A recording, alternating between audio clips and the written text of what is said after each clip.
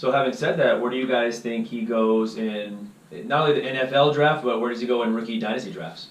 Well, right now, his average draft position is at 13 overall for rookie drafts. So you're talking the turn, as you like to say. Is that what you say? Yeah, the turn. That's the turn. 201. Do you think it's possible he goes in the first? Yeah. Yeah, I do. You don't? No, I don't think. Because the more I look at it, and we keep saying this guy should be a first rounder, this guy should be a first rounder, I don't see who drops out. That's what I'm looking at. So the names that are going right ahead of him, Calvin Ridley, James Washington, Royce Freeman, Christian Kirk, and then St. Brown. So which one of those guys drops out? Because it's not going to be Rashad Penny and Cortland Sutton. Well, and those even DJ Moore, you didn't mention. DJ Moore's ahead of them. Right, so that's what I'm saying. I don't see who would drop out. I could see Royce of the first Freeman. round. I could see Royce Freeman dropping out, or Ronald Jones. I don't know why I'm just not that high on Ronald Jones. So that's just me. But if Who do somebody's you going to think drop out, it's Royce Freeman. Who do you think Christian would drop Kirk. out? Christian Kirk, maybe. Yeah, it depends. When the draft happens and you actually get a landing spot for this kid, maybe it's super optimal landing spot and it's going to boost him. Just like the combine kind of boosted some guys and dropped some guys. And our ADP we kind of get is from DLF. Yeah, DLF. They do some good stuff. It's like a combination of like 10 mock drafts. They do it each month, so you can kind of see how guys are moving up and down. So I like. He's right there at 13 right now in a rookie draft. So I mean, it wouldn't take very much for him to slide into the first. I mean, that's Don't stay on the fence here. Pick a guy. Who's going to fall out, you think? Here's the list. Royce Freeman, James Washington. Yeah, I could see Royce Freeman drop in. I could definitely see. I could see Calvin Ridley. He's fell a little bit since last month's ADP, so I could see him kind of sliding some more. Do they have Kerryon Johnson in the first round? Or No. No. Okay, He's right. He's 14 on the ADP. On the cusp. He's already out of the first round. Yeah. Yeah, he was in the first round and he slid out. Yeah. Yeah, So, Kerryon Johnson was number 11. Now he's 14. So all that can change though really fast. I mean, as soon as that draft happens. Yeah, he goes to New Orleans Saints, and all of a sudden, nope, he's a first rounder. Yeah, for sure. Yeah. You go into an offense where like it goes to a high-powered offense, the Lions, the Colts, teams that throw it a lot. Like they could definitely turn that around easy. Yeah, he can move up one spot. I think. But yeah, I just don't know who I would put over him. I have the pick 205. I don't think that he falls to 205, so I won't be owning St. Brown. Where do you think he gets drafted in the NFL draft?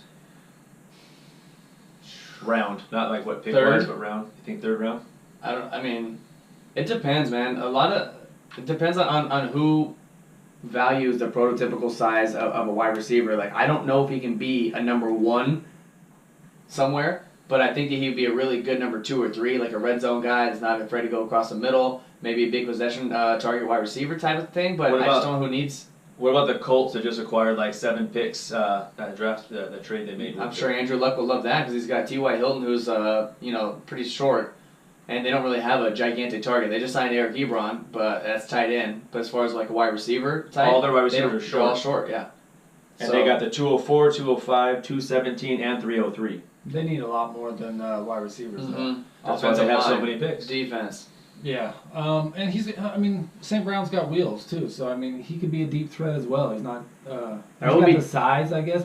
He's a little more slender, but I think he can actually put on some weight. Like I feel he's got the genes in the family to be able to put on some extra. For sure. Pounds, so between him and T.Y. Hilton, that's 2 very, very fast wide receivers. So if there was just someone close to him that could teach him how to put on weight, like weightlifting weight, like his dad, maybe.